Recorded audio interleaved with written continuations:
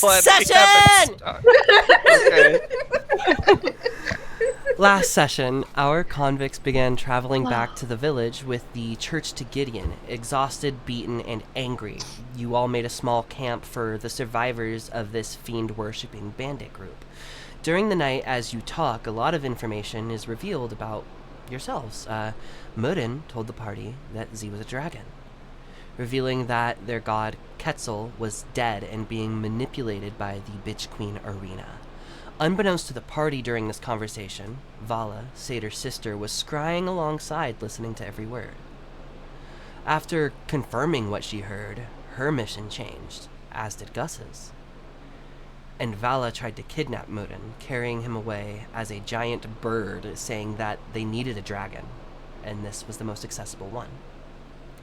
Scaring her off, the party decided to be more careful along their travel, and during this, Gus revealed to the party that he is also a replacement. One with the same goals as Vala, who is also, in this moment, revealed to be a replacement of at least 4 years. However, Gus doesn't seem to have much intention of crossing the party in this moment, and they continue forward. We ended last session with all of you reaching the church to report your findings to Lady Umbrish. As you... No, you continue. As you all kind of reach the village, I cannot for the life of me remember what time of day it was, but I seem to remember it being fairly late. But Yeah. you all know Lady Umbrish is a vampire, so that should hopefully not be a problem. As you reach, like, the massive church doors, a lot of the individuals with you, the conscripts as they were, seem fairly excited to have a safe place to be for the time being. Opening the doors, there doesn't seem to be anyone immediately inside of the church main area. You could head back to the office of Lady Umbrish. You know where that is. Or you could stay in this main chamber a bit longer. But what do you all do? So, just as a check-in question, because it's been a while, Mm-hmm. I remember there was 2 people with injuries. Were they both healed? Nope. Oh, well, yes they were, actually. Yeah, sorry. Gus was, I know for Yes. sure. Yes. Okay. I think they both were. Okay. Because Um, you would have had a few days of travel to get back here anyways, so there was plenty of time to deal with those injuries. Okay. Sorry, let me get my And silly I little wanted to doctor. ask, I apologize. When we arrive back in town, the rivers are still rushing like they were before? They are or have they beginning to changed in any way? calm.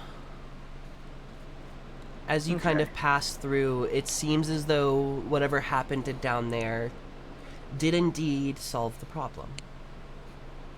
Well, Okay.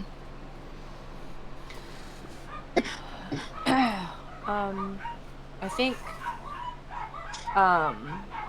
however, so also just like for RP purposes, I know we had a few days travel. Are we RPing this as Gus revealed himself to us, like his truth today, or like maybe it's been a few days? Gus told you right before you got to the town. That was like Right before- right. That's right, that's that right, 'cause happened we were really literally close. right before you walked up here. That's right. I couldn't remember that part. Okay. Okay.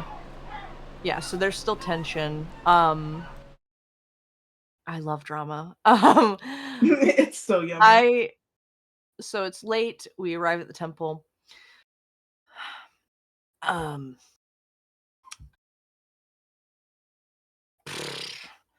Fuck it. Should we just walk in?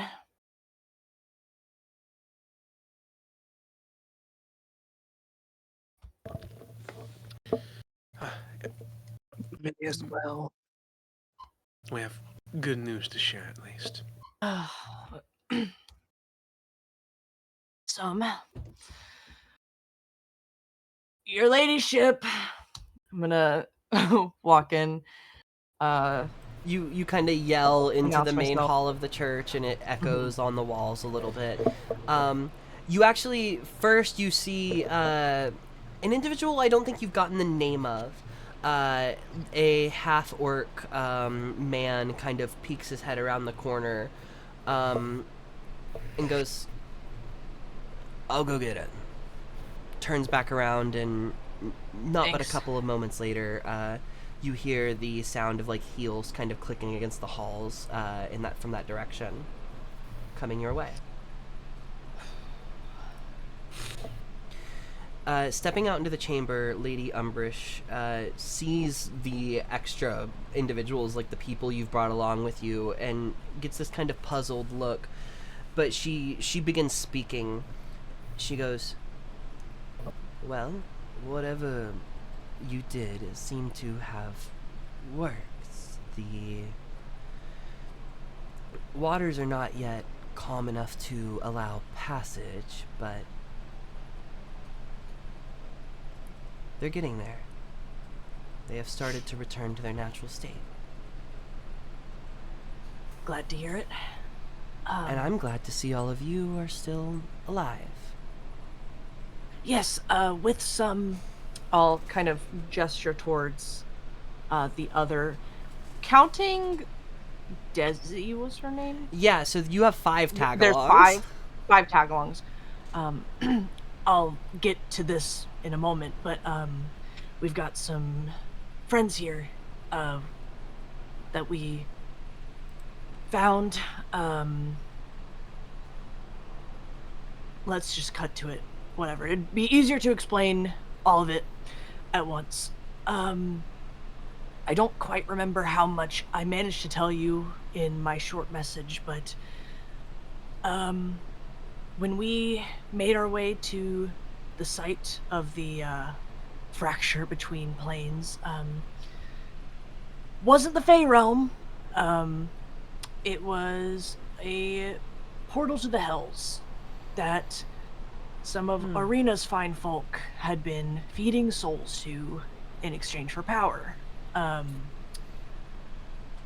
We didn't know that's what we were walking into till, well, I guess we walked into it. Unfortunately, your druid acquaintance you had sent had been killed, but we managed to recover these folk,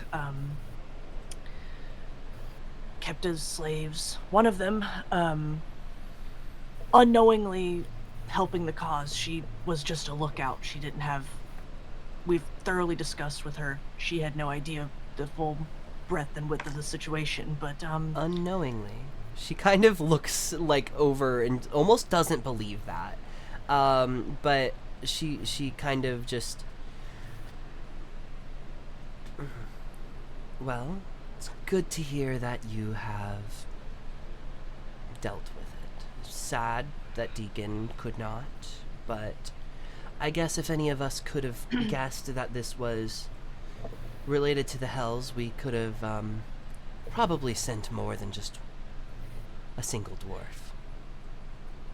Well, I don't think anyone had any idea what they were doing. And I should say, it may still warrant investigation by...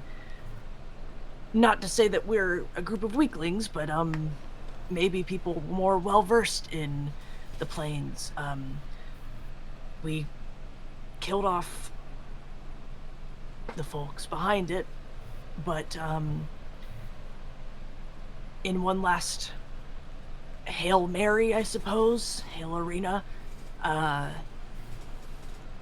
one of the followers wrecked the passage to the portal, shutting it off.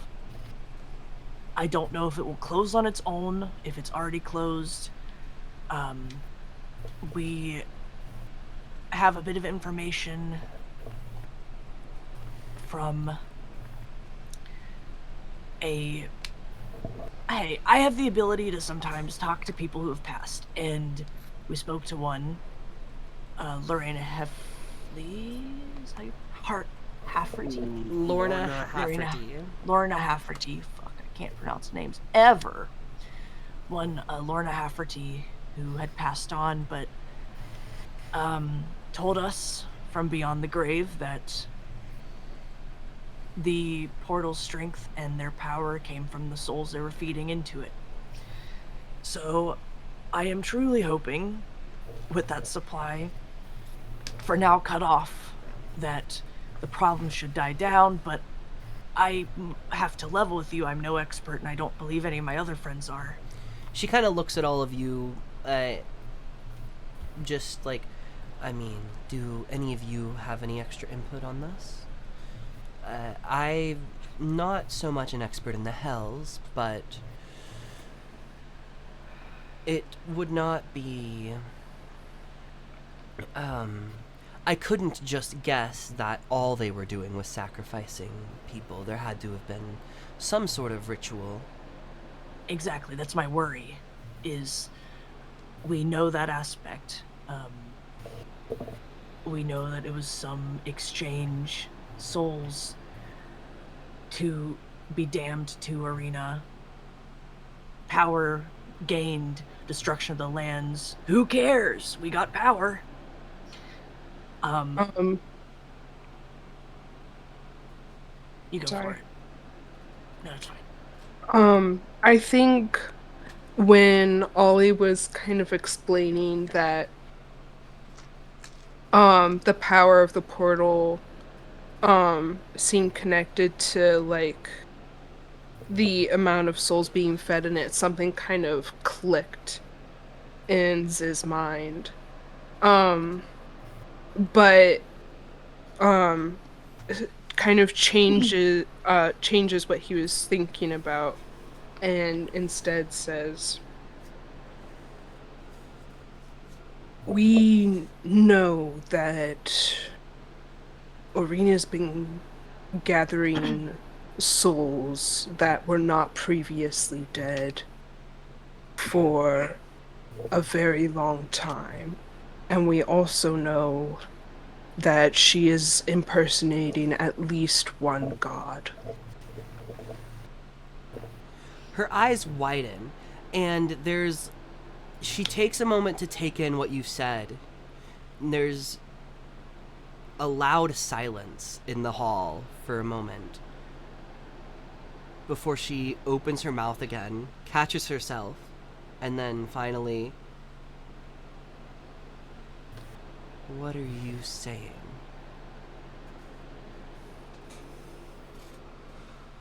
That's a very hefty claim to make without much evidence to back it up, friend.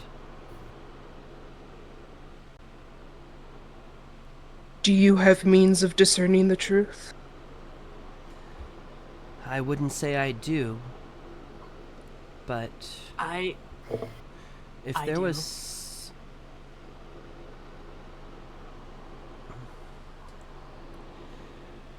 My feel as apologies though for- it would not be easy to hide something of the sort. You would think, but it does not seem that, at least until recently, the other gods were aware of it.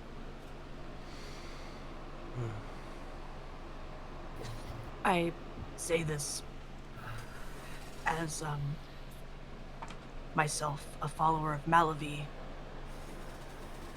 Sometimes powers can be exchanged, they can be stolen, they can be won. And though my affiliation is with her and her alone, I know a bit over Arena's, at least the persona that her reputation, I suppose, is the right term. At the risk of sounding blasphemous, it does not seem beneath her to do such a thing. And if you believe... I'm sorry, I don't believe I got your name before. Which person is she gesturing to? Modin. Morin.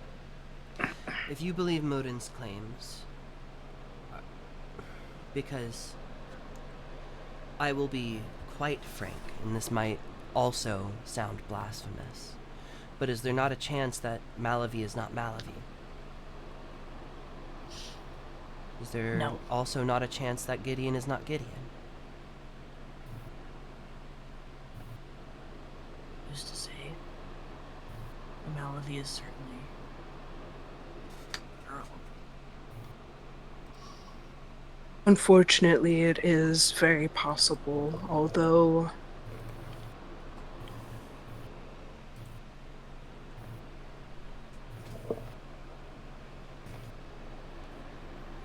I will say Malafie has proven to be helpful to us, which seems counterproductive on Arena's part if Arena was pretending to be Malafie, but I can understand that that would also be a kind of deception in turn.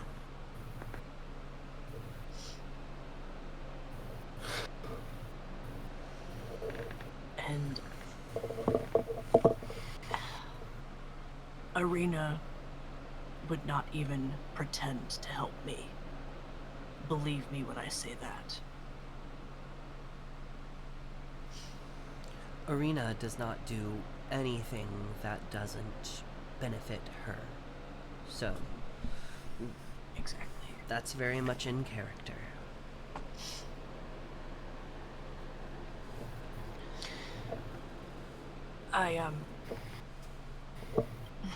Can I get the general vibe that a lot of this is very hard for her to believe, but can I insight if there's anything deeper than that going on? You could make With- an insight check. Yeah. I'd like to make an insight. Because I don't- Yeah, anyone who wants to make an insight check. I'm good with those. Yeah. Insight has historically not been great. Oh, my demon sheet isn't open. I'm Oh, sorry, shame. her voice is so inconsistent. I can't remember what it was, and then also the sickness is being like, hey, your voice doesn't want to Yeah. do what you want it to Oh. do. You're all The good. roll. The Oh roll no, dice channels- roller. Oh, yeah, no, oops. I don't have a dice roller bot. I'm so sorry, Oh, everybody. fuck me. That's It's okay. okay. Roll I- useful I've, dice. I've been so bad at setting this server back up. I am evil. It's okay. I just have my dice. It is put all away. gone. I got a 16. Can I have the tower?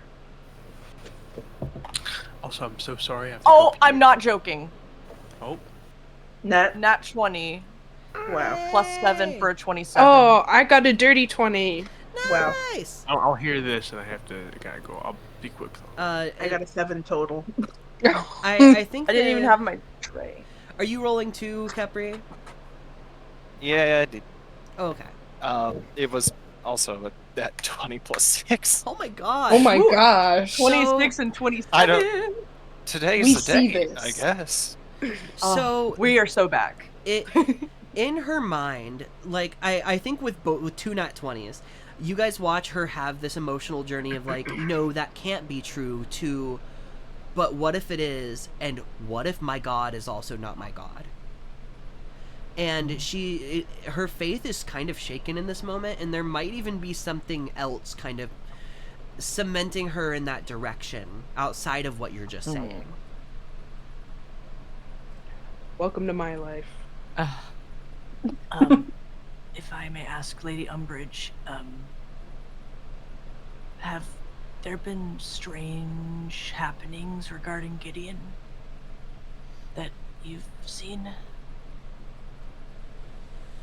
Not personally witnessed, no. But I heard stories from a man before we were tasked with coming out here to create this church. When I was running my old clergy, a man came by and was quite convinced that he was performing the will of Gideon. And he tried to burn down our church. And there, from all of the checks, the magics cast on him afterwards, it didn't seem like he was lying. But I just wrote it off as him believing his own stories. With that experience,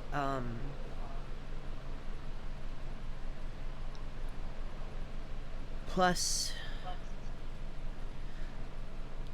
Lake has a very similar one from a few years back. I'm just wondering if there might be somebody pretending to be my god. Oh.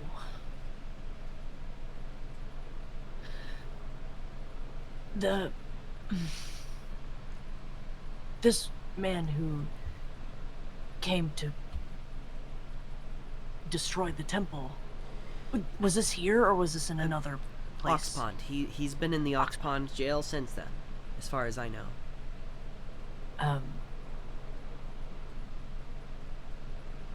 Long shot. I think Who was this individual? Sorry, Mirren. Morgan. you know, it might be interesting to talk to this person. His name was Davy. No. Navy. His name was Navy. By any long shot, because I stayed in Oxpond for a bit. Would this ring a bell for me? And please remind me, did anybody else spend any reasonable amount of time in Oxpond that I'm not recalling? I don't know about reasonable, but was definitely there for a bit, I think. I'll let history checks happen for anybody who's been there. DCs are different for everybody based on their background and what kind of stuff they were doing there, but 0 history. bonus. I got an 11.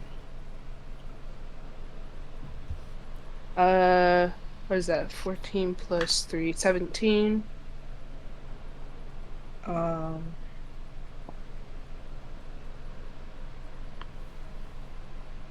I got a 16 plus 3 for a 19.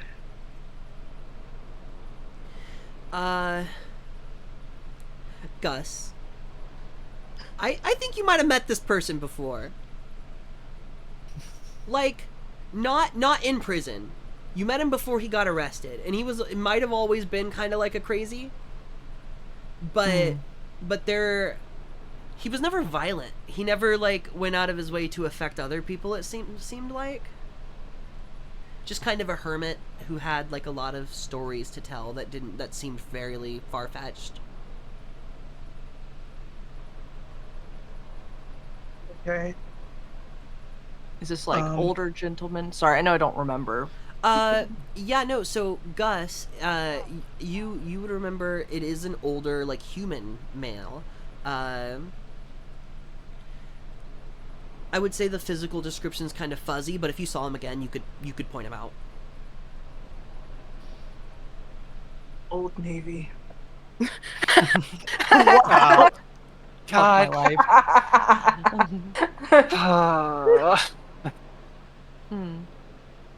I've met this man. But he's not, as far as I knew, he wasn't the violent type.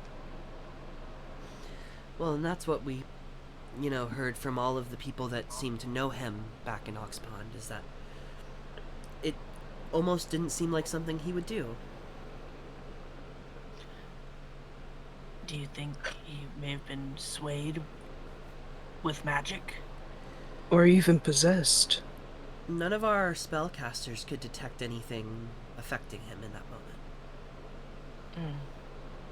Or the aftermath of anything, even. You don't think he was... And then Morin stops himself. Gus just closes his eyes. Real and true. I don't think Gus has an answer for that. No. Especially And because, I'm not gonna talk about it. like, at the very least, like, when you met him, he was for sure not a replacement. But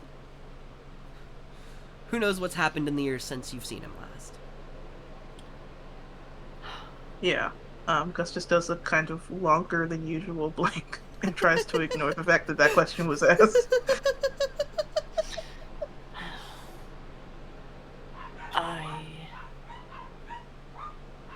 I don't have a concrete answer. All I can say is there's been some pretty strange stuff going on I think regarding a lot of the gods, we've, um,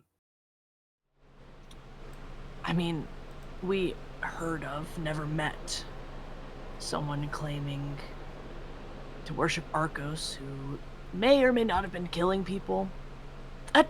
I'm not into Arcos. That doesn't seem like something he does. I don't really know what's going on, but it's odd. Like, everyone's faiths are being... I don't know. Strange. It's very strange. Yeah. You all look exhausted, and I have a lot of information to take in. I do have a reward for you. I couldn't put together some money, but I found something in our belongings that, should you sell it, should more than well compensate you for the work that you've helped us do. Would you like that now, or would you like to wait until the morning? We could offer food and rest for the night. Here. Maybe some... I'm gonna look especially to, like, Moon and Satyr. I mean, do we want to try and rest here? Do we want to... I mean, you think said- food and rest are in order. And you said the waters are not completely ready to be traveled yet, correct? Gus, you think in the time, like, based on the rate that it's going, you know the waters fairly well, like, on the rate that it's calming down, by the time, if you were to, like, message Kel and tell her to start heading this way, by the time she got around here, it'd be fine for her to travel up to pick you up. Yeah. Oh my gosh, I'm so sorry. I lost the last half of that. My Discord is being very silly. That at the rate that they're calming down is the last thing that I heard. At the rate that the waters are calming down, if you were to let Kel know to start heading your way now with the boat, by the time she got here, it would be safe for her to travel through, you assume. But it would still take her how long? It's gonna take her about 3 or 4 days to get to you. Okay. Maybe a little Yeah. less because she is using the boat, but still gonna take like 2 days, 3 days. I have no way to send her a message that I know of. Ollie. But Ollie does send messages. Yeah, I think I'll just I'm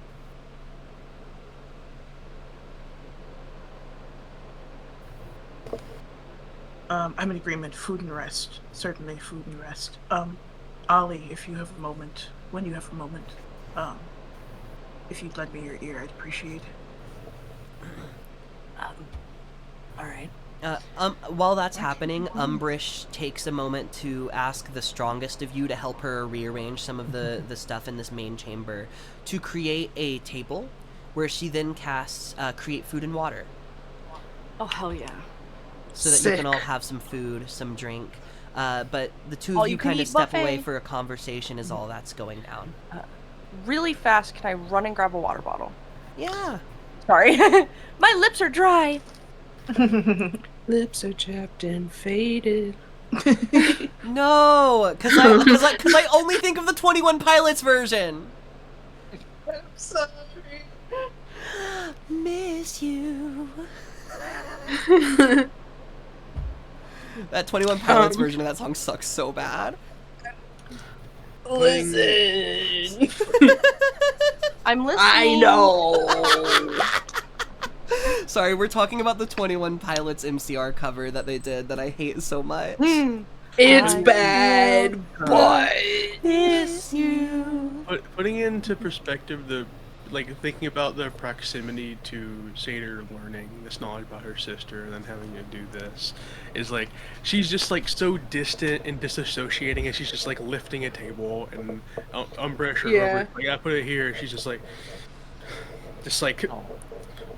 I don't know, I can't describe it, but like Yeah. I can't imagine her. Satyr's been thinking about Yeah. a lot. Oh, shit. Like the Yeah. last 4 or 5 years potentially, your sister hasn't been your sister. She is not Kojin. She is deep in her own mind. Yeah. But as all of that's going down, Gus, you kind of pull Ollie away for just a second. Thank you very much. I wish not to trouble you too much, but now's a good time to send for Kel. She starts traveling now. She'll be here in maximum 3 or 4 nights. Yeah, I should have sent it to her a while ago. All right. I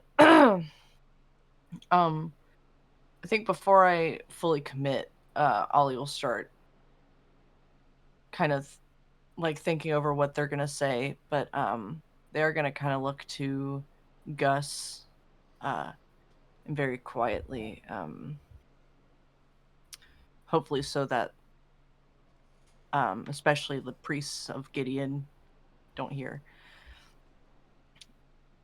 You know anything about this shit show with the gods and their worshippers? Sound like anything on your folks' agenda?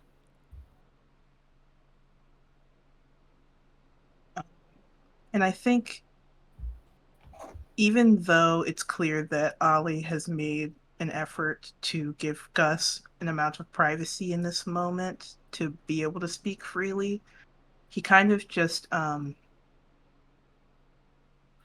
looks Ollie in the eyes, looks down, looks back up.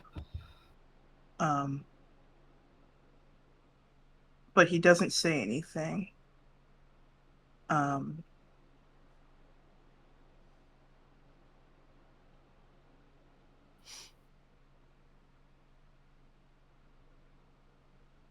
Listen, I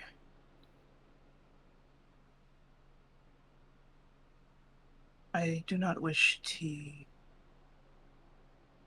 endanger ye or anyone here more than necessary, so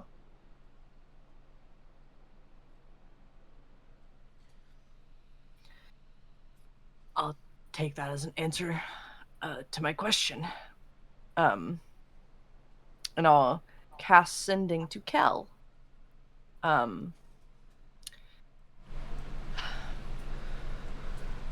Hey, we think the waters... Yeah. We think the waters. Yeah, I lost count immediately. It's okay, I got you, just talk. I got you. Will be clear enough for travel. You can start heading this way. Lot to discuss. Crazy shit happening. Miss ya. 2 more. miss ya. Yeah. So okay. As you get a response, Kel goes, "Sorry, kind of woke me up there. Yeah, we can head out in the morning. Listen, I'm not sure if you can trust Gus."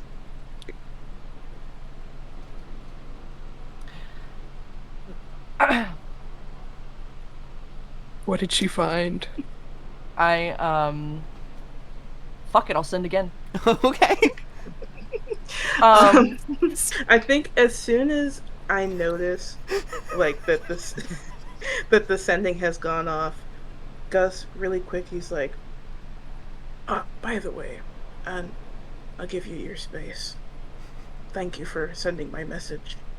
But if we could keep things hush-hush between Kel and them, that'd be quite appreciated. But I'll go help out with the food preparations.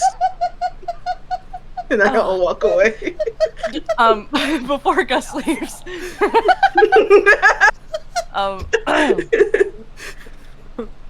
Don't worry about it, I'm not gonna say anything.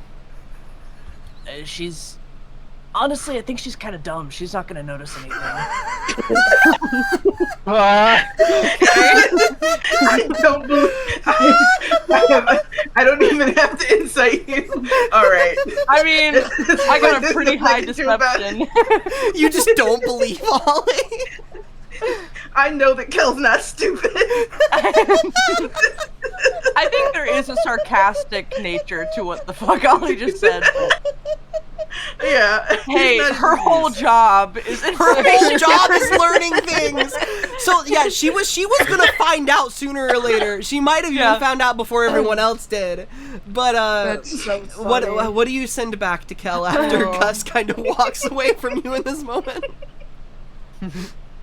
I think Ollie will say,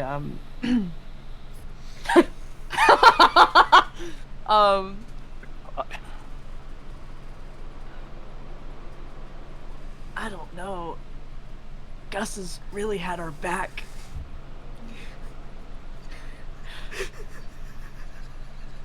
What have you learned?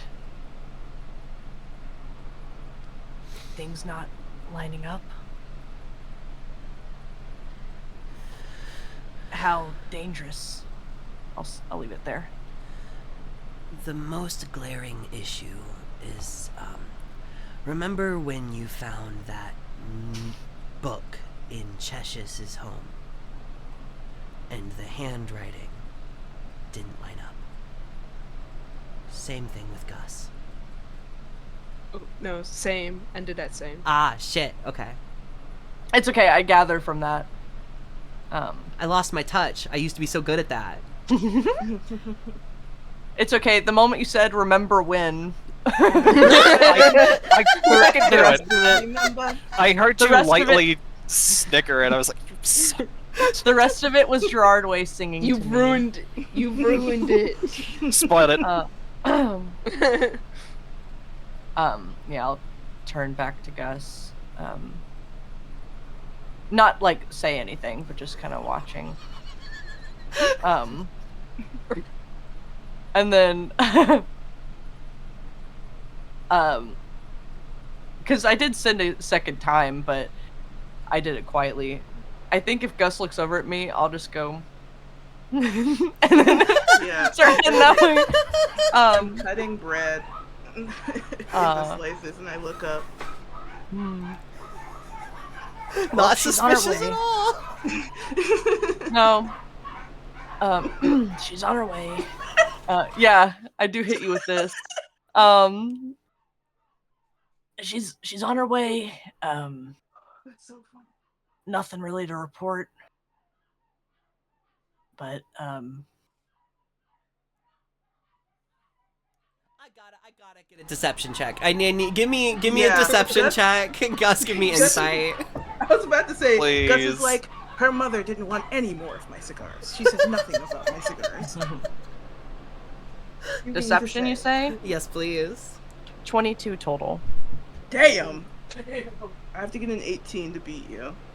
Do Or to it. meet you. Just get an 18. Well, 6 times 3 is 18. Sure.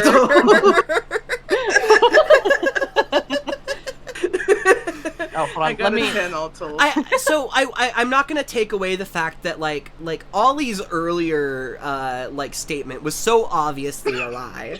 But yeah. But Well, this the one thing- you're not so sure about. Like this one you're like, okay, Yeah. maybe it is all good. That earlier one was Ollie kind of fucking with Gus to be mean. Fair. This one is Ollie just lying to be mean. Yeah, literally. I think Gus, he realizes that you're sending a message to Kel, and he's like, oh, I forgot to say the thing that I've been thinking about saying, which is please don't tell Kel. I have to at least say it. The likelihood that Kel doesn't find out is extremely low, but I have to ask. And then you respond, and I'm just like, well, it's gonna happen. I'm gonna real quick grab my little vape. I'm still here. Yeah. Satyrs, sorry. Well, what's Satyr doing? No. Oh, why? I was gonna say Satyrs freaking playing in the mud, rubbing it on her Oh, face and in the her screen's hair, gone. making little mud castles because What's- she's sad. Hell yeah. Who's making mud castles? Mud Who's pie? making mud pies? Not tonight. If we do a mud pie tonight, I'm fucking ending myself. I wasn't even thinking about that. No, I swear. We I was just opened the being temple stupid. doors and Um, But speaking of This mud is- pie, like Kepri, This is a microaggression. Kepri, what are you up to? Because you aren't necessarily eating. Mud pie. I assume you're not eating with like everybody else. Are you just there like chilling with everybody, or are you doing your own thing at this point? I mean, Robot Boy don't eat. That is Yeah. true. It's, you know. God, I was about to make a terrible music reference. Do. It's been a long week, so It's been. I think Capri, like, you know, everything is good. We got all these people here. Well, not everything is good because, you know, all the things that have been revealed. It's been a long time since he's had just like he's gonna fuck off to the woods for a bit, essentially. Yeah. Do Or- you let everybody know you're just like, hey, I need a minute? Yeah, I'll tell the most qualified parental guardian here. Me, right? I'm gonna go take a walk real quick. I'll be back before it gets real late. Okay. Yeah, don't take too long and don't wander too far. We don't know if just be careful. And as Pepper. you, sorry. Kepri knows what you were about to say, and even though he can't really do expressions, like, he just sort of deflates a little. Like, oh yeah, we're in danger, aren't we? Yeah. Okay. And he'll leave. As you leave for this walk, Kepri, what do you think you're looking for most out of this? Just some quiet time away from all of the excitement and like the energy of the room, or are you trying to go for something more specific for this walk?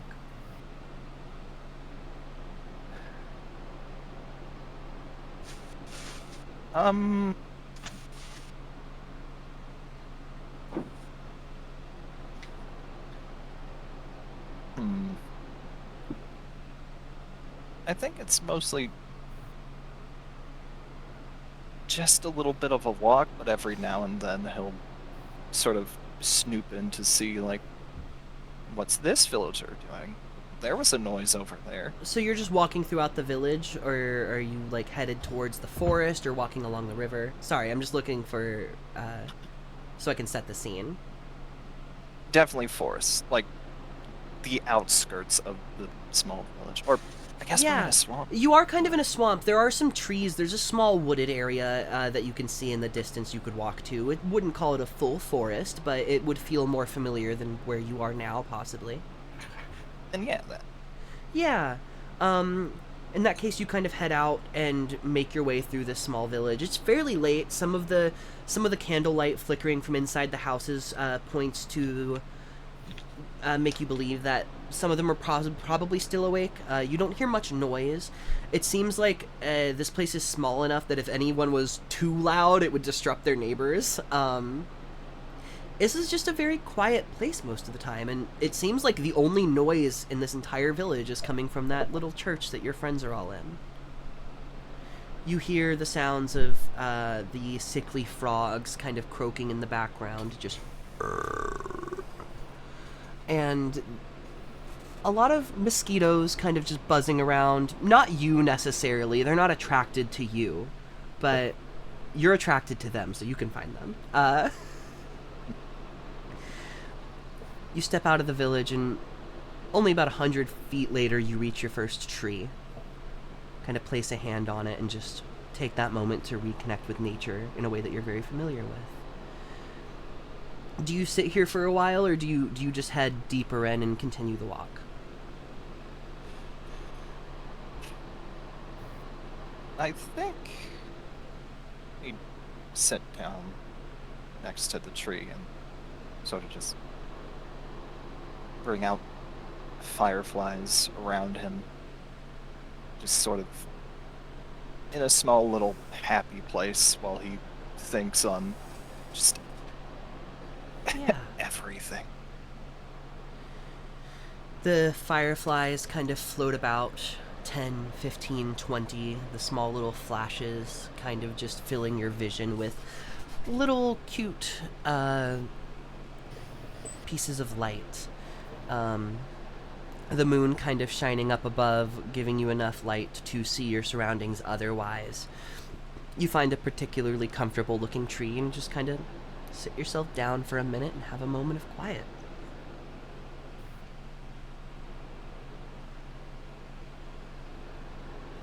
The rest of you inside, as you're moving past, sorry, I don't mean to skip past you all like having a meal. If there's any discussions that you okay. wish to have while Kepri is not present just yet, but I think Satyr is we're like sat in our own, with our own spots with food, right? If that's Yeah. correct. Yeah, I think Satyr is very eating silently, disassociating, thinking about the past, all the hunting trips we'd went on, the rations we'd gathered, shared, when Satyr told her about her first romantic excursion, when she was with the worshippers to Alina, and she would close out conversations and focus only on what she was eating, how she is right now. A lot of thoughts, yeah. very distant gaze while she's consuming.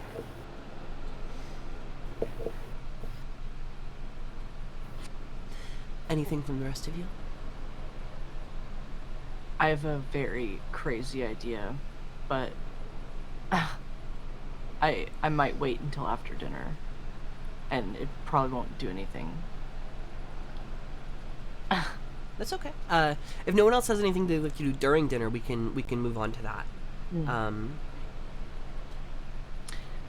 Well, Yeah, yeah. sorry. No, I go ahead. think Morton doesn't really do much except tries to make pleasant small talk with everybody at the table.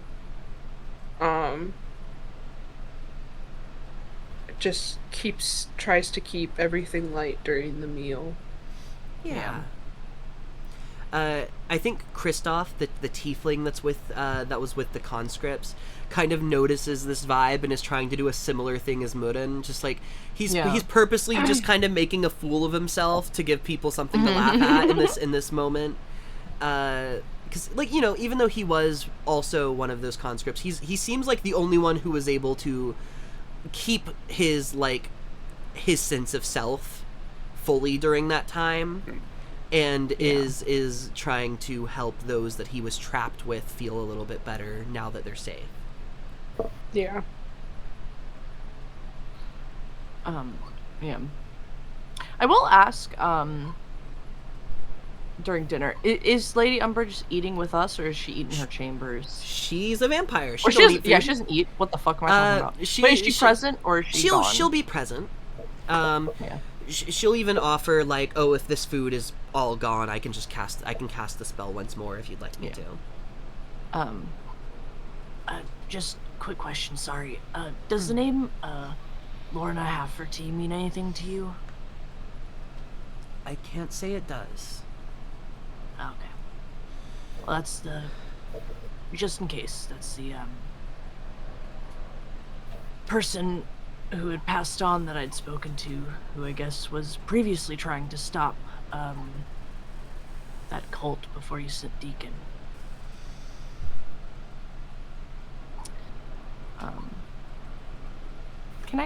Do I believe her? Does she don't know him?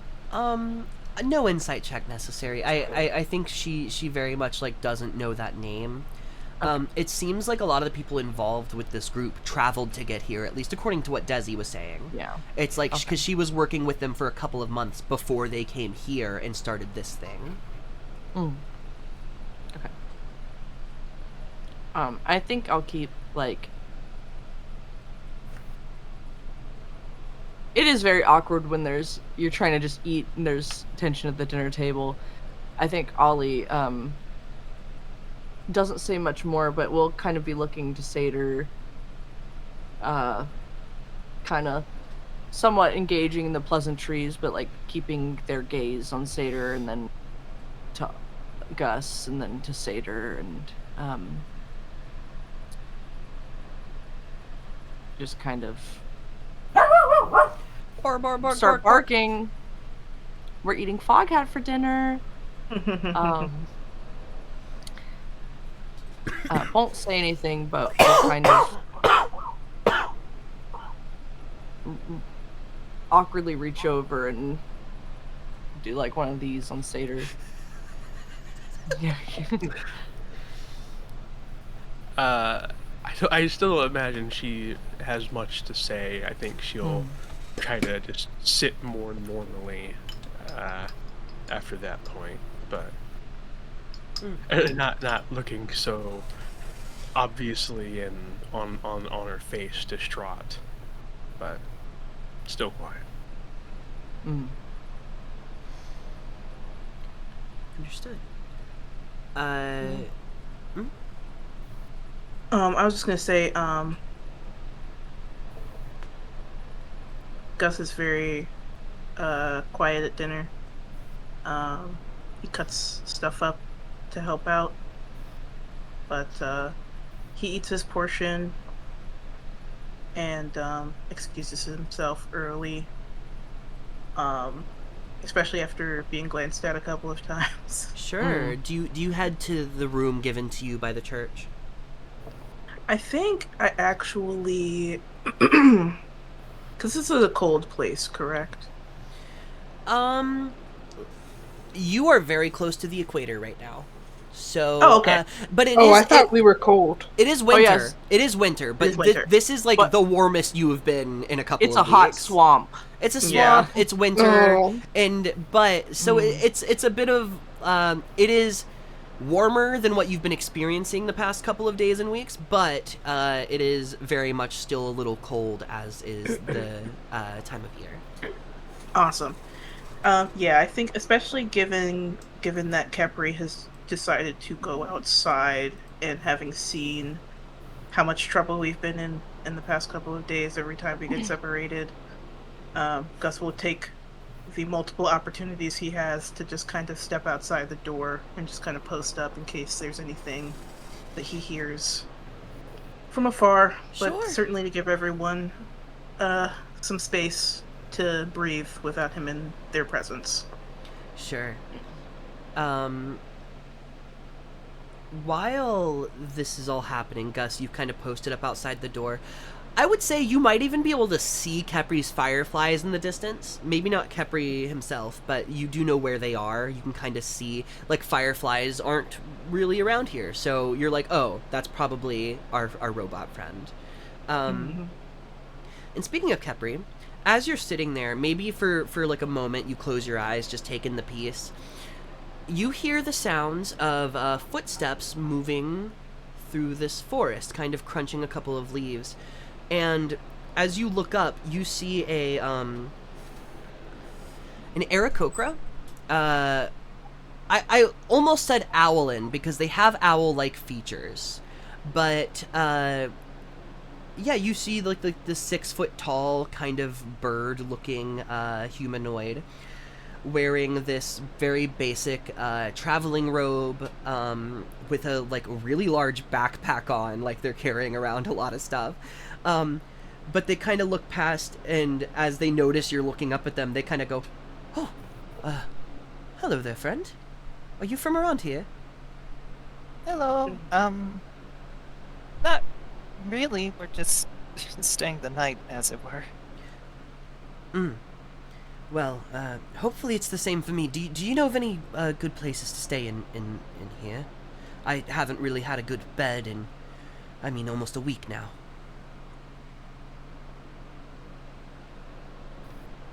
There's a moment of hesitation, because not a few seconds ago, Lauren was like, be careful.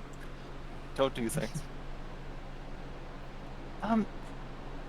Well, there is a church in town. They might offer you a place to rest somewhere there. I'm not sure if anyone else is willing for visitors, though.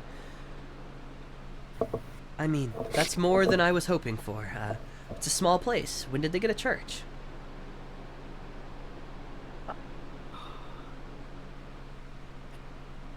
I lost the accent. He did say that with the accent. That was not... Yeah. I don't remember the particulars they said, but it wasn't too long ago. I don't think. Well, thank you for the information. I'll make my way to inquire inside. You stay safe out here. Stay safe. And Gus, you actually see this individual kind of approaching from the outskirts of this village, like past where Capri was. And they kind of like look at you, don't really don't say way too much, but they're just like, yeah, I kind of thought it would be a church to Gideon after I heard there was a church, so close to the water and all. How are you today, this night, my friend? Well, things are better in the area, so I suppose we could call it a good night. It's good to hear. And, seem like you're carrying quite a lot there, friend. Where are you coming from? Coming from all over. I'm, a messenger, see? Kind of, like, opens the bag just a little bit, and you see, like, scroll tubes sticking out the top of it. Can't really show you what's inside. I'd lose my job. But, this is just one stop on a very long journey that I have regret committing to. Here to that. So, where are you headed after this? Honestly, I might have to stay here a day or two. My feathers are damp. Starting to slow me down.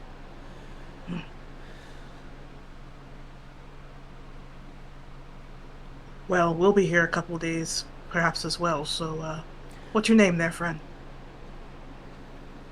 Let me pull up the name.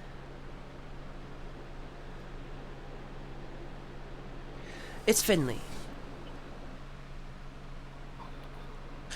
Finley Eldermask. It's your service. If you've got any mail, just tell me where it needs to go. I give you my thanks, Gus. And I will reach out to shake his hand.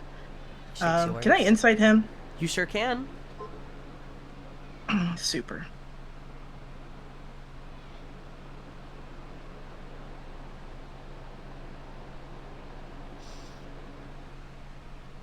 Fucking God. I got a 9.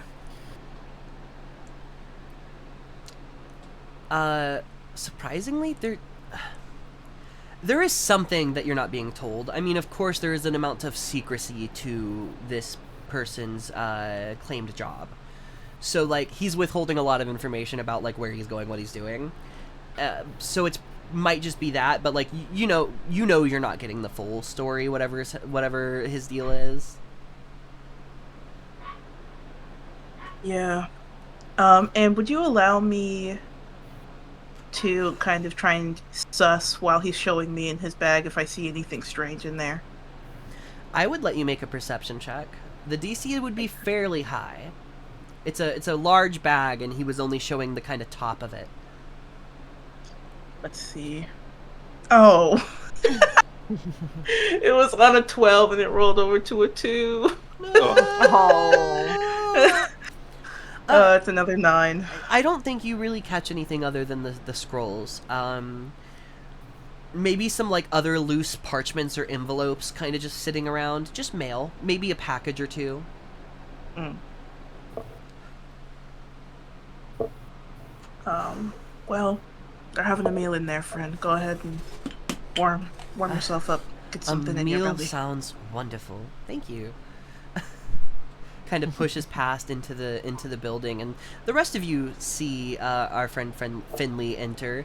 He kind of finds a spot and like sets his bag down for a second and just I'm sorry, I don't mean to fully interrupt. Would you all mind if I joined your meal? I'm just kind of traveling in. Needed a place to stay for a couple of nights and was told there was a church that might offer it to me.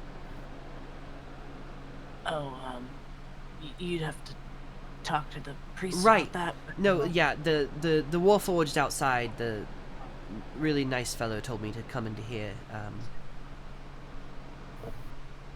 Who are you?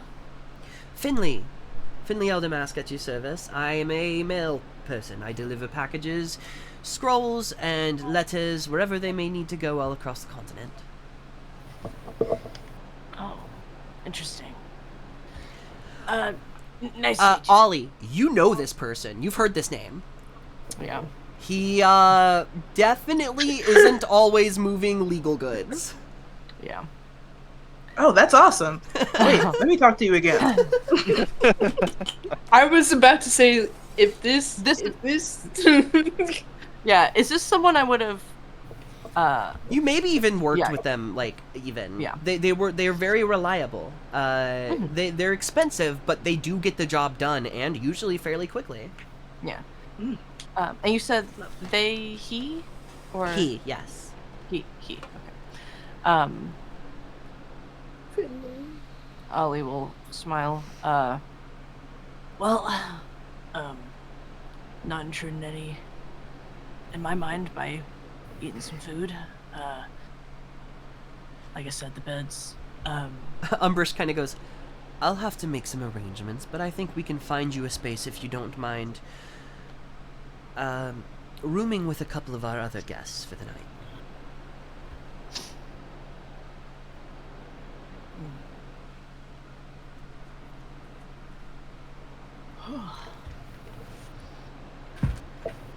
So you're just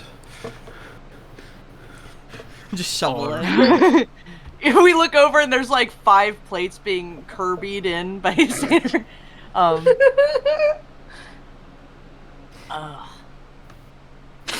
Interesting line of work. It is, What, pays very well, but I don't really have much free time. As you could And- probably guess. I'd imagine. What stranger living in the countryside of the swamp brought you all the way out here? Not exactly here, but I had to stop my boat. I couldn't make it all the way to Silver Road, so the waters were just not agreeing with me, I guess. Well, good news. We were in a very similar situation up until a little bit ago, but we're hearing news the waters are going to clear up. I saw that, and you know, it's wonderful, but my boat is 2 or 3 days back, so Gotcha. yeah, it would take some work getting back there. I guess that might be the only option at this point, especially if I can't find a different way across the waters, but I can fly. It just sucks to fly that much in that short period of time. And this humidity too. Don't I I think know it it? wouldn't be humid in the winter. Yeah. I think there's. are we taking this guy with us? absolutely. Seems like it. I want to adopt them. You're not going to there is- Silver I Road! Yeah. We're not going to Silver Road. Also, this guy's sketchy as fuck. They just threw the baked potato in the head so hard it exploded. How is he He's my- sketchy?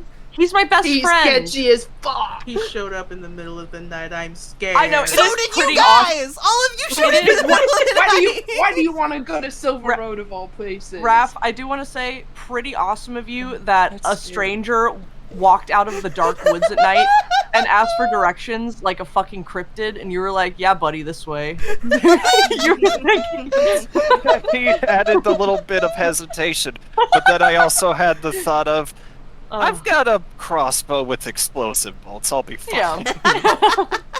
Hey, if I was Fair. I want. I probably wouldn't have, but you know, Oh, it's man. not. Unless any of you unless any of you have anything more to say to Finley, I think like it's obvious that he's been traveling for a while, and he seems like to like really be ready to enjoy a like hot meal for a moment. So he's gonna start shoveling his face unless anybody has any specific questions or things to talk with him about. If Seder empties a gravy boat all over his head. I thought you were about to say something along the lines of like Seder chugs a gravy boat while staring him in the eyes. You're gonna put a just to gravy boat on assert the. dominance. You're gonna make Thanksgiving excuse- dinner. Gravy boat on the turkey boy. Yeah. Excuse my niece. She's going through it. She's really stays. Yeah, I think Ollie just made that like awkward small talk, but doesn't say much more. And then we'll kind of after a bit.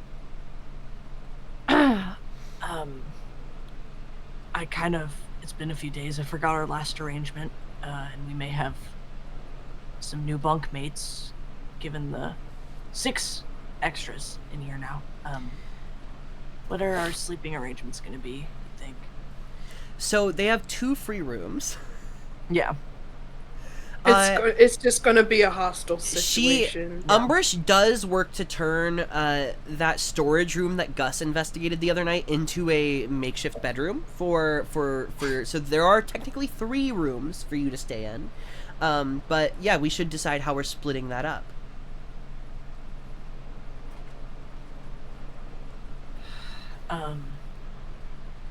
Seder, you want to bunk with me again? Maybe a few others. I get the idea you probably would rather be with amongst friends. So Right. maybe myself, Kepri, Mirren. That'd be fine. She does cast this glance to what would be the rest along with Gus. But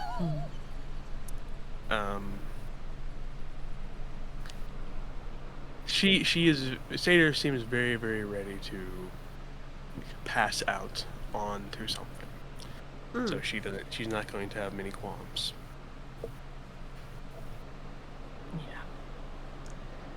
Yeah. How about I make this a little bit easier? Who's sleeping in the same room as Gus? I would love that, actually. Mudden- I can't tell you how much. Desi Yeah, will stay there Mortar. too. Yep. And Oh, wanna- you bet she is. if no one Yeah, else wants to, I think Finley might also be like, do you guys mind if I... Do you mind if Yep, get on in here. I want to keep all my eyes on all these motherfuckers. Hell yeah. These are all the motherfuckers I want to have eyes on. Yeah. Desi, Gus, and Finley? Yeah. What if they conspire to Honestly- jump you in your sleep, Mudden? Well, First of all. But second of all, can I just say, above table, you need to be watched the most overnight. And I'm aware. I feel comfortable with watching you and making sure nothing happens. I'm aware. We all gotta be watching each other. Yeah, I think Gus is ready to like sleep with no one, and then Murden's like, "I'll sleep with Gus," and he's like, "Oh, thank God. Okay, I can watch him."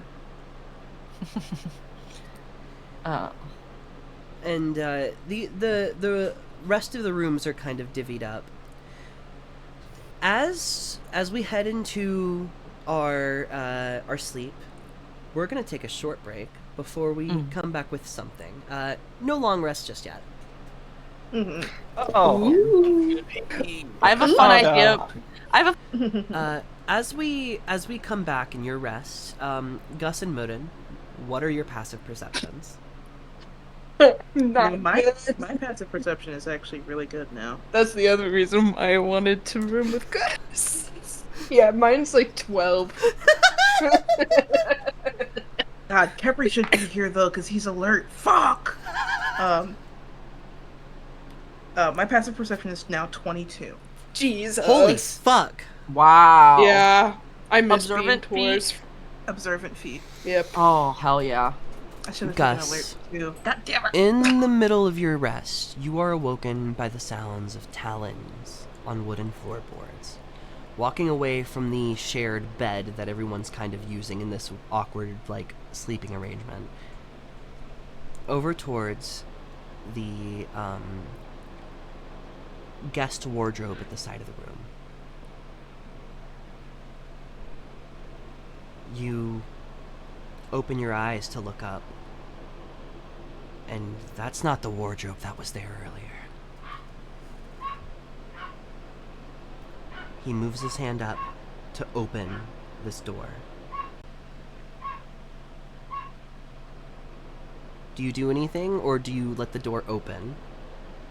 I have to do something. I think, if possible, oh god. Oh no. This is exactly what I didn't want to have happen. Oh my god. Is it possible for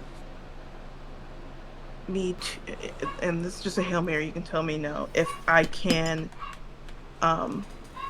like, hide the fact that I have woken up? You have a high enough passive perception that I think, like, you realized this before you even had to, like, stir. I would say you could make a performance check. Like, you still have your eyes open, and Finley's not looking back at you. He seems fairly confident already that you're asleep, but if you wanted to give more of a performative, yeah.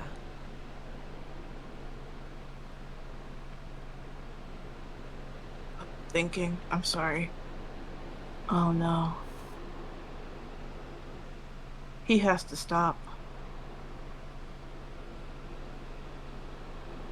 Fuck. I mean, do I just, like, wake everyone?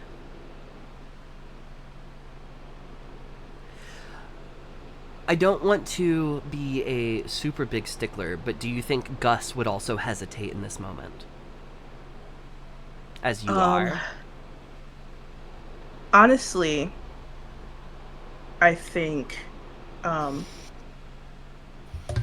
that Gus was expecting this almost exact thing to occur. The wardrobe is like, okay. And he's already decided on something.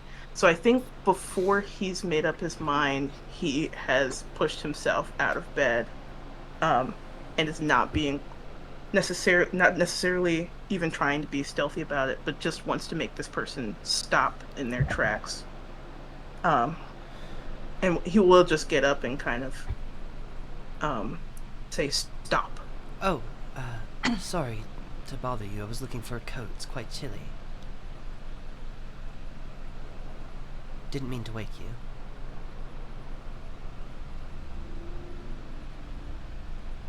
Go back to your bed.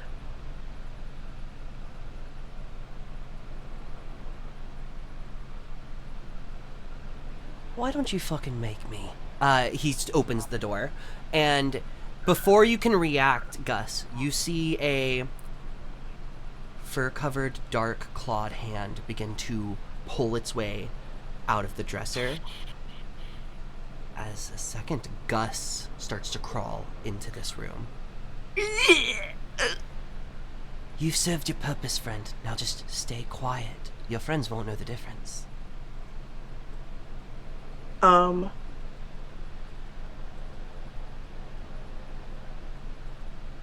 I think, oh, fuck. That's so good. Jesus. At this moment, Mudden, you're woken up by Desi, who is, like, tapping your hand, being like, hey, I think there's something going on. What? Yeah. Whoa. I think it's hard for Gus not to just be stone cold, like, stunned in this moment. And a fully naked like unclothed version of Gus begins to crawl out of this dresser. Eyes not purple, the ears instead longer. And it just turns towards you, Gus, and goes, "It's right, my friend. Just close your eyes again. We'll get you back home, and you won't have to worry about it anymore."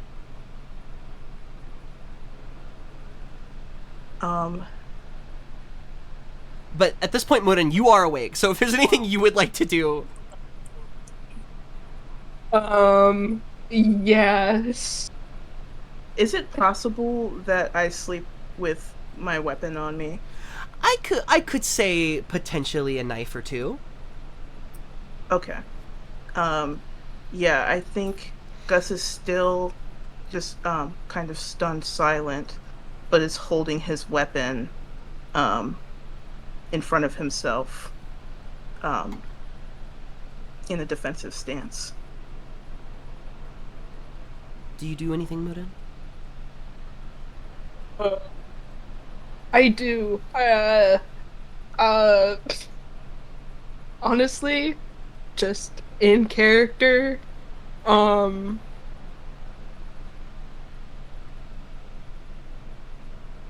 I think just instinct, lightning breath. Hell yeah! Um, Hell yeah, baby! I think. Who am I aiming at though? I think I'm aiming at other Gus. You're aiming at other Gus? Is it a Yeah. cone? Or is it It is a line. a line? Okay, cool. Hell yeah. And is that a constitution or dexterity? I can't remember. Saving throw. I think it's a dex save. And Gus, what do you normally add to that? 7. So I rolled a 21. Damn. You still take half damage though.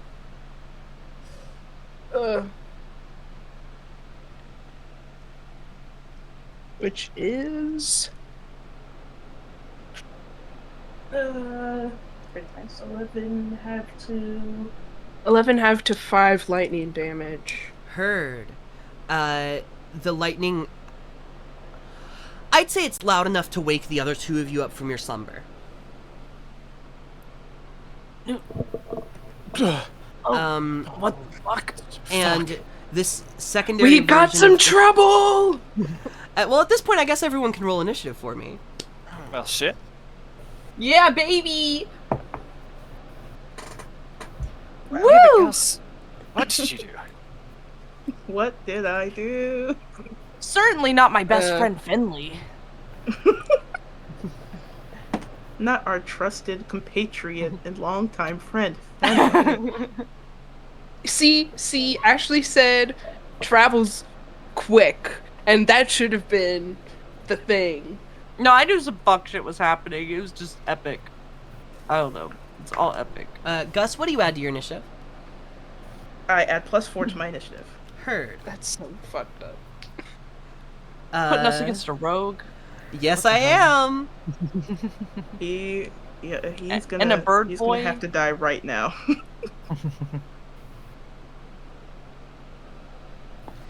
Okay, it's 25 to 20.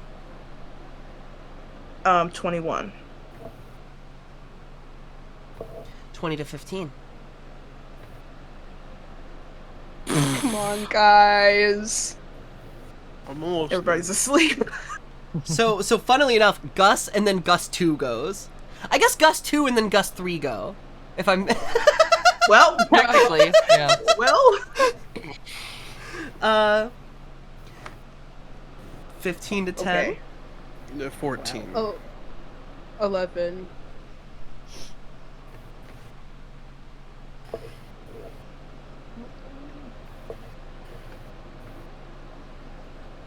Ten to It's 5. okay.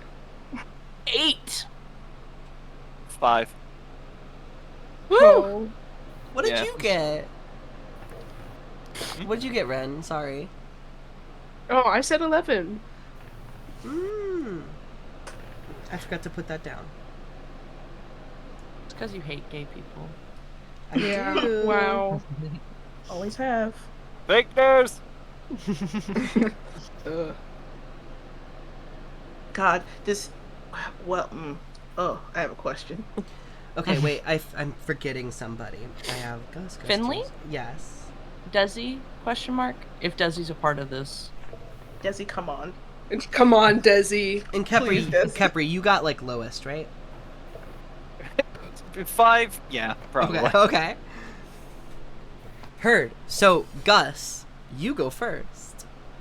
Oh my I God. will tell you, the immediate action that this copy of you was taking was reaching up towards your hat to take it off of your head, and then suddenly from behind you, this bolt of lightning just kind of streaks by you into this copy of you. What do you do?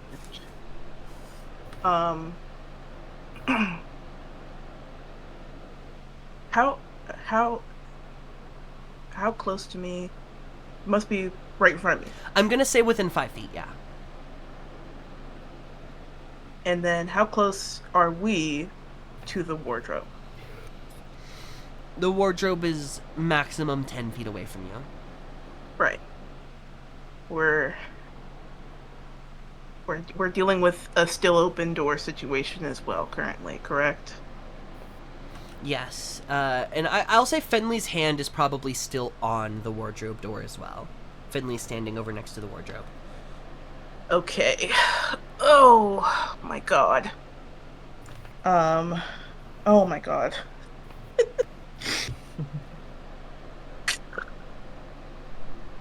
And then my question was, I have an Eldritch Claw tattoo that I got after being a copy. So does this Gus have it? It seems as though this copy is a copy of you and not the original. What? Gus. It does indeed have your tattoo. That's fucked. Mm.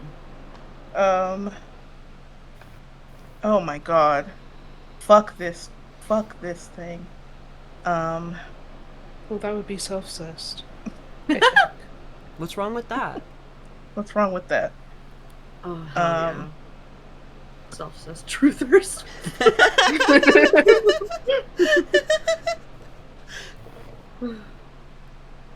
All I can do, fucking Lord, is, I already have my dagger in front of me, and, as this thing is reaching for me, I just reach to just pierce this thing Do it, roll to as hit. best as I can with my dagger. And it's I- not, it doesn't have armor, so it would be whatever your initiative is without your armor. If you could tell me what, or not your initiative, your armor class is without your armor, if you could tell me what that is. Okay. I was gonna Yes. say, are none of us wearing armor because we were asleep? Yeah, I would say Gus also isn't wearing his armor because you're all asleep. Right. My armor bonus is actually. Oh, actually, sorry, I was wrong. So I think was it's about to say 10 something plus wrong. your dex because you're not Yeah. wearing armor. So it's 15 for both of us, unless he has no weapons. Which I don't know if you'll count unarmed for dual wielder, but I get +4 for dexterity and +1 for dual wielder. You have natural weapons with as your claws, so Yes. I say that counts as a weapon. Boom. So then it would probably be the same for him. Would that give him a 16 AC? That would be 15 with no armor, Okay, 15 no armor. Heard. I think, right? Yeah, 10 +4 +1. Okay, understood. And I will steady my aim. Oh, do I? Hell yeah. No, I'm gonna. I've never done this, and I haven't done this since we've started, at least. And you'll see a tattoo that's kind of hidden to a certain degree on Gus's hands. activates with a small like shine, and you'll see his claws elongate supernaturally. And he will try to attack.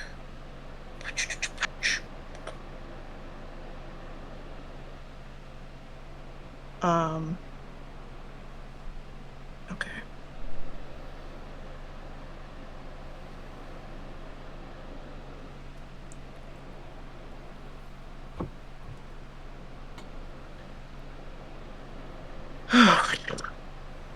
Yikes.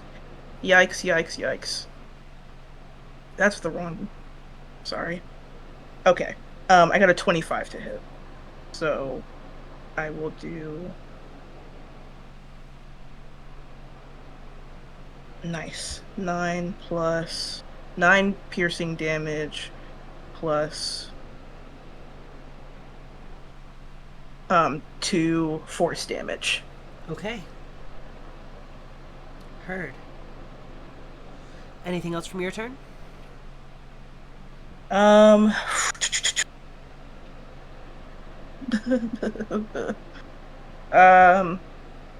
there's nothing else I can really...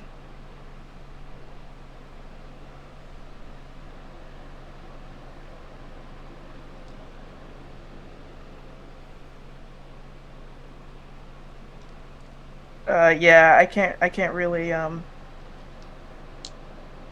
do much else, so no, I'll stay where I am. And end my turn there. Okay. This copy is going to bonus action steady aim and try to rip your throat out. That is a I rolled a 15 on the die without even adding your bonuses. I assume that hits. Yeah.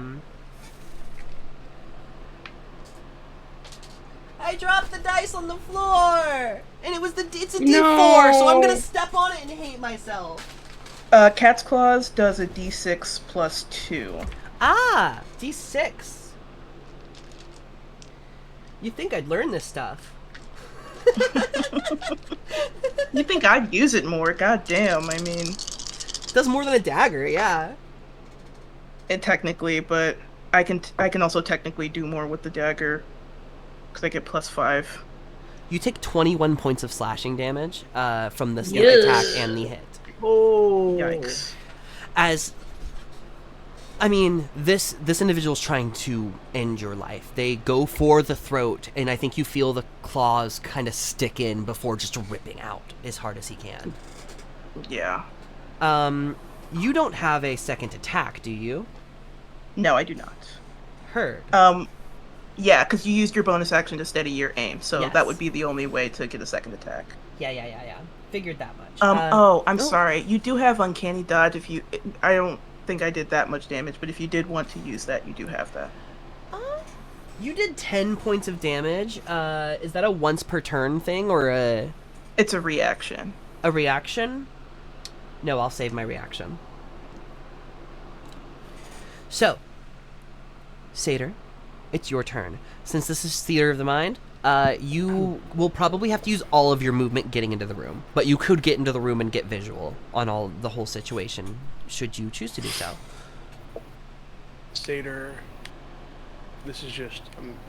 I made this choice on the fly. I like it. Satyr enters this room still in a panic from just waking up, sees this scene before her, and just like does this insane wait, so how much action economy would it take? I'd still have... You would use all of your movement, and that's it. Like, you'd have your action, bonus action, and everything still. Oh. I would say that, like, you probably couldn't get into melee range with either Finley or the Gus. Okay. So... slight change then. So, how close is... Part of me wants to just do fairy fire because I have it. Is fairy fire like localized? Like, It's am a I able 20-foot to- cube, right? It's 20, yeah. It won't get my friends, right? I'm not Is that- sure. Do you get to choose which targets within that 20 foot? I wouldn't want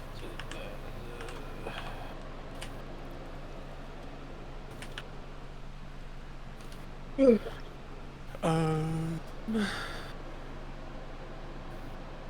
It does say each object, any creature in the area when I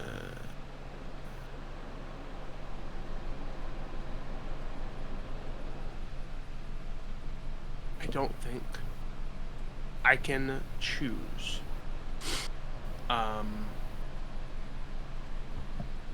So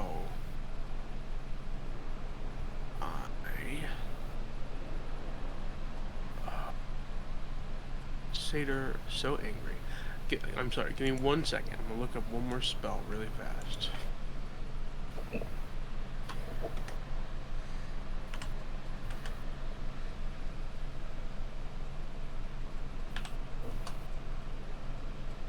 Do do do. How do. You could probably move your fairy fire to a position where it would only hit Gus and Finley. I mean, if you'd allow that, Yeah. then sure, I'd do that. Gosh, fairy fire is only what? Dexterity saving throws. Yes, action, dex save. Holy fuck, I rolled 2 1s. Like, straight up. Hell yeah. Nice. Whoa. Wow. Very cool. That's crazy.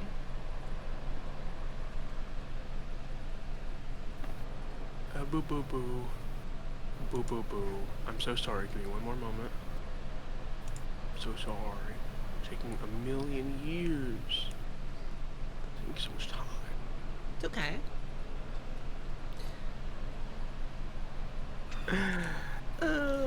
First combat in a little bit, because we haven't played in a little bit.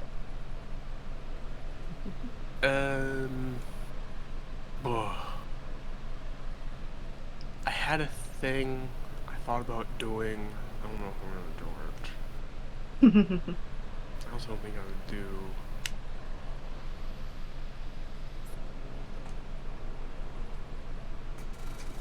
Ah, heck, yeah. Satyr throws that fairy fire just instinctually. And I guess, Ash, if you'd allow this, Satyr sees what she sees, this horrifying image that she was hoping to get at least a couple hours break from.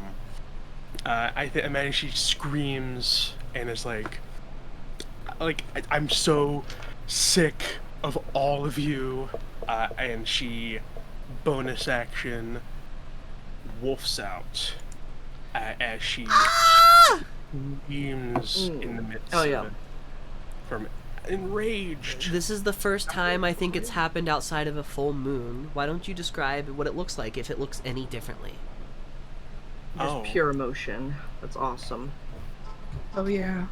She screams this transformation out, and I think in this moment, rather than this very, very violent transformation you saw before, like bloody and gory, it's still not pleasant, but it seems to take on at more even pace rather than destroying Satyr's body momentarily in the midst of the transformation. But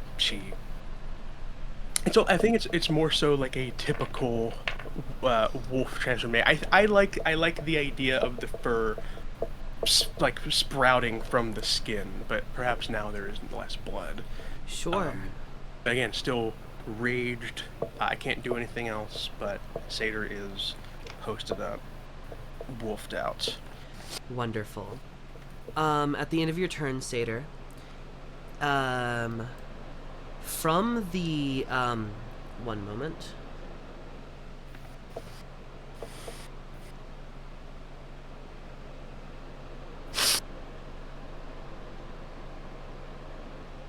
Okay, yeah, I did do that right.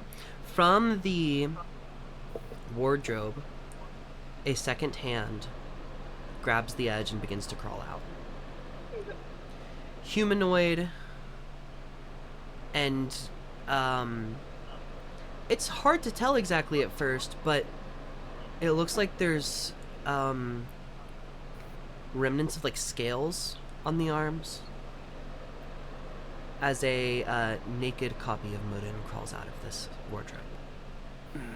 Oh, No, thank fuck you. no. Oh, fuck no. Hide your dong. This I individual don't need anyone else seeing that. This individual comes out with like all of the scars that Mudin holds and knows. Their hair is a slightly different shade of color, though. And they look you dead in the eyes, Mudin. And as they open their mouth, not lightning, but fire begins to kind of towards you. I need a... let me figure out what this is. Fuck. This is so bad. What do you mean? What do you mean? It's wonderful. It's perfect. It's great.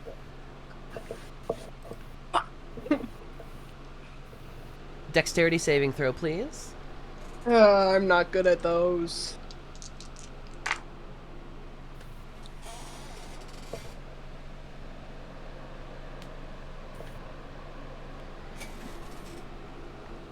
You have anything that can help me?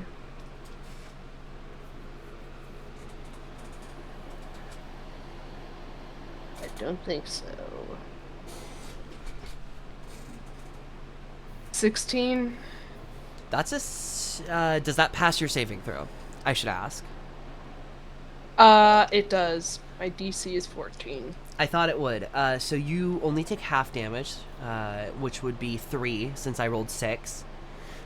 Okay. I rolled 7, but 3. And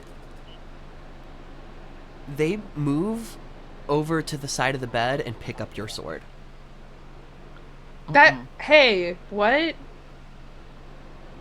I don't have a sword. Do you not have a sword? No. Okay, what am I thinking of then? Was Is it? it staff? I have a sling, I have a crossbow, and I have the basilisk dagger. The dagger. That's what I was thinking of. I knew you had like an important weapon. Yeah, okay. Why that one though?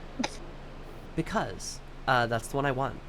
I was trying so hard to be like, it had to have been a sword, right? But no. That's the That would have been cool though. All It of a would've been sudden I kinda had cool. a sword. that's the end of their turn.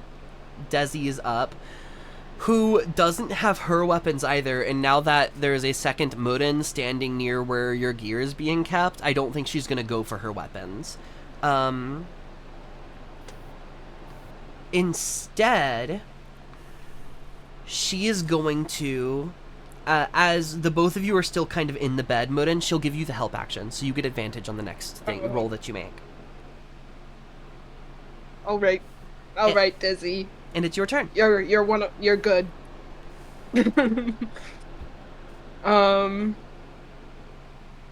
Fuck this bitch. I don't like this. But it's good to know that they're a fire type, Like a Pokemon. I guess. I'm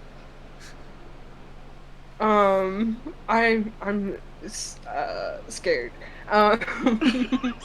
Scared. I'm so scared. Mommy. I'm scared. I think.